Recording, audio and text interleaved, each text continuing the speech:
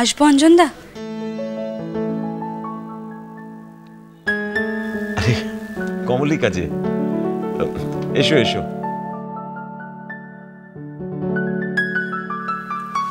Thank you অঞ্জনদা। বসো please. আমি জানি আপনি খুব ব্যস্ত, তার মধ্যে থেকে যে আপনি আমার জন্য একটু সময় বার করেছেন। আরে বাবা, ডোন্ট বি সো ফর্মাল। তুমি তো আমার কাছের লোক নাকি? আমার যদি কোনো ইমার্জেন্সি হয় আমি তো তোমাকেই বলবো, তাই না? বসো।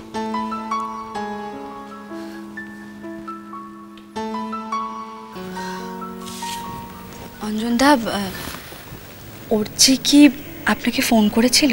মানে কাল রাত অবধি করেনি আমি জানি, তারপর? দেখো, ও আসলে ছুটির ব্যাপারটা বোধহয় বলতে পারছে না। মানে ছুটিটা যে বাড়িয়েছে, ভাববে আমি কিছু মাইন্ড করব। কিন্তু অর্চি মুখে না বলুক, আমি তো অন্তত জানি যে অর্চি প্রফেশনাল কারণেই ছুটিটা নিয়েছে। আরে বাবা, তুমি ছাড়া, বাড়ির লোকজন ছাড়া ওর পার্সোনাল দরকারটা কি জানো কমলিকা? ও একটা দুর্দান্ত স্কুপ দেবে আমাদের। কথাগুলো বলছি ঠিকই, কিন্তু কথাগুলো বলতে কোনো জোর পাচ্ছি না কেন ভেতর থেকে। কমলিকা এমন ভাবে চেয়ে আছে, মনে হচ্ছে আমার ভেতর অবধি দেখে নিচ্ছে। অঞ্জনদা, এই অফিসে এমন কেউ আছে যে অর্চির খুব ঘনিষ্ঠ বন্ধু? মানে যাকে অর্চি নিজের মনের কথা বলে বা বলতে পারে বলে আপনার মনে হয়?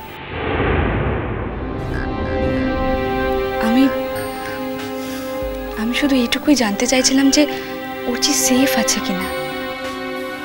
দেখো কমলিকা, তুমি অর্চিকে তো জানো, ও তো বরাবরের ইন্ট্রোভার্ট ছেলে। আমার মনে হয় না যে অফিসে ওর তেমন কোনো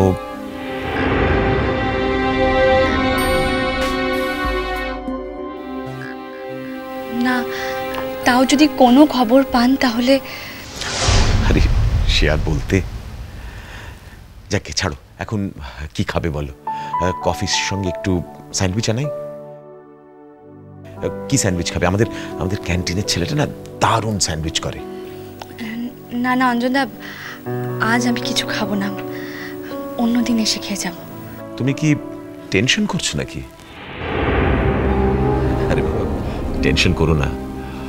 ও যখন ফোন করে জানিয়েছে যে 2 দিনের মধ্যে আসছে, আসলে কি মনে হয় জানো, ও নিশ্চয়ই আমাদের এমন একটা কোনো খবরের সন্ধান পেয়েছে যে ইভেন আমাকেও সে কথা বলতে পারেনি।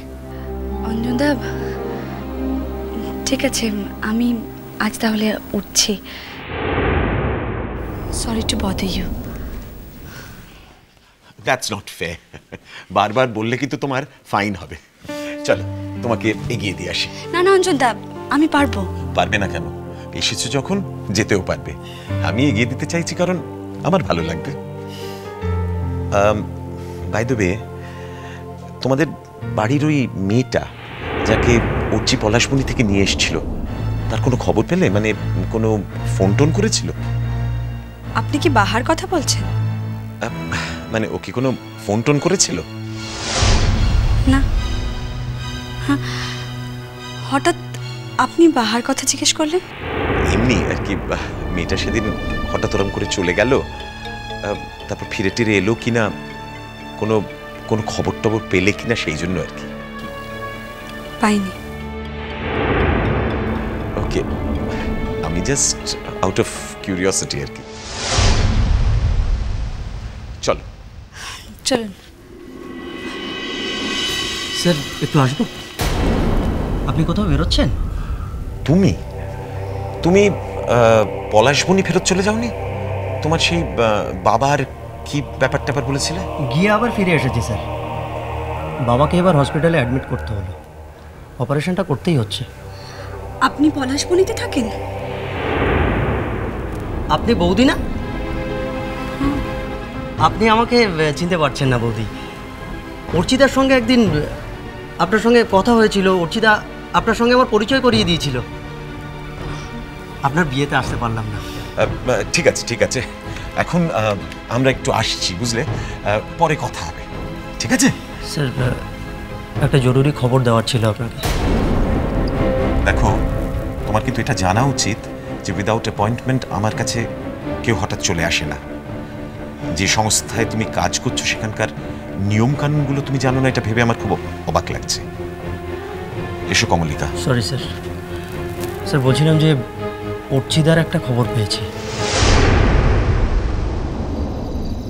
একটি নিম্নগামী সরলরৈখিক চাহিদা রেখা হিসাবে কল্পনা করা হয়, তবে সেক্ষেত্রেও এই একই সূত্রের সাহায্যে চাহিদার অনুগত স্থিতিস্থাপকতা পরিমাপ করা চলে। দেখো, আর কি লিখেছো সেটা আমাকে একটু পড়ে শোনাও।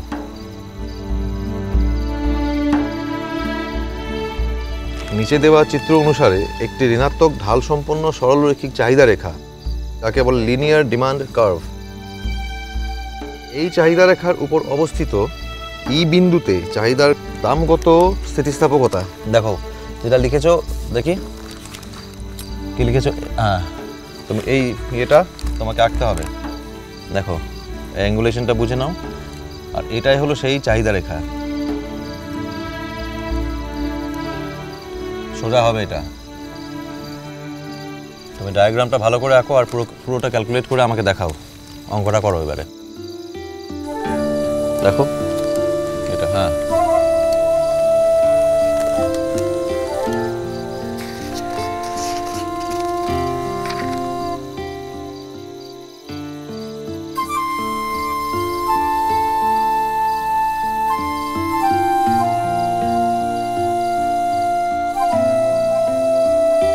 এই যোগান রেখাটি যদি বক্ররেখা হয়, মানে কার্ভ হয়, তবে তোমার নির্দিষ্ট বিন্দুতে স্পর্শককে অঙ্কন করে সেই স্পর্শকের ঢালের সাহায্যে কিন্তু যোগানের দাম ও স্থিতিস্থাপকতা নির্ধারণ করা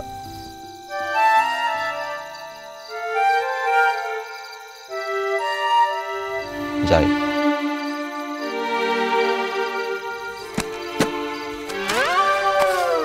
কি হলো? মোর খাতাটা ছুঁড়ে ফেললি যে?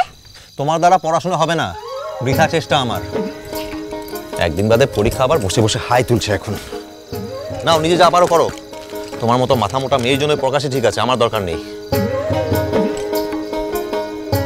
তুই আবার মুখে মাথা মোটাটা বলছিস কিসের লিগে? তাহলে কি বলবো? মাথা মোটা মেয়েকে মাথা মোটাই বলতে হয়। সে দুপুরটা থেকে মোর পিছুটাতে লিগেছে। রাতটা কথা হইন গেল বলতো? মোর কি ঘুম টুম পাইলে নাকি? পরীক্ষার আগে আবার ঘুম কিসের? ঘুমবার জন্য সারা জীবন পড়ে থাকবে। হিরে, একটু পাড়া ইসবার করে বুঝাইন না, আবার বলছে। তাতেও তো হচ্ছে না। একটা সামান্য কথা হাতুড়ি মেরে মেরে মাথায় ঢোকাবার চেষ্টা করছি, না হলে জানি তো লেখার সময় ঠিক ছেড়ে আসবে পয়েন্টগুলো। ছাড়বো ক্লাই, যখন নম্বরটা বেরোবে মিলাই নিলিস কি নে?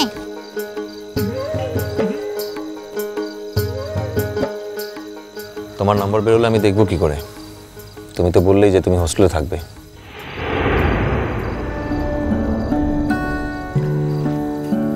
আচ্ছা বাহা, একটা কথা বলো তো আমায়। কি বটে? তুমি তো কলকাতায় কিছুই চেনো না, চেনো না তো? তাহলে তুমি ওখানে গিয়ে একা একা হোস্টেল কি করে খুঁজবে? একা একা কলেজে বা গিয়ে কিভাবে ভর্তি হবে? আর সব থেকে বড় ব্যাপার হলো, তুমি তো জানো যে হোস্টেলে কোনো বিবাহিত মেয়েদের রাখে না। মোর যে বিহাটা হয়েছে ওরা বুঝবে কি মানে?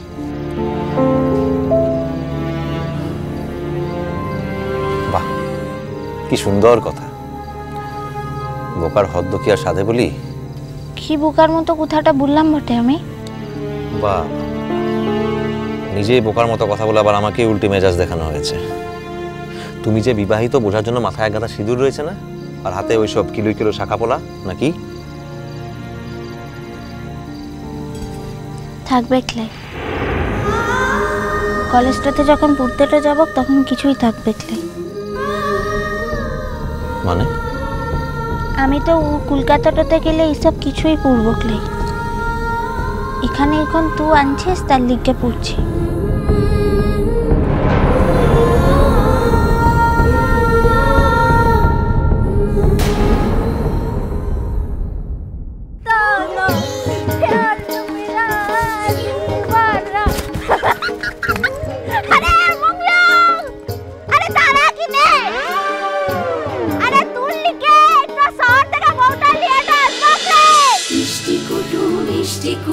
মিষ্টি কুটুম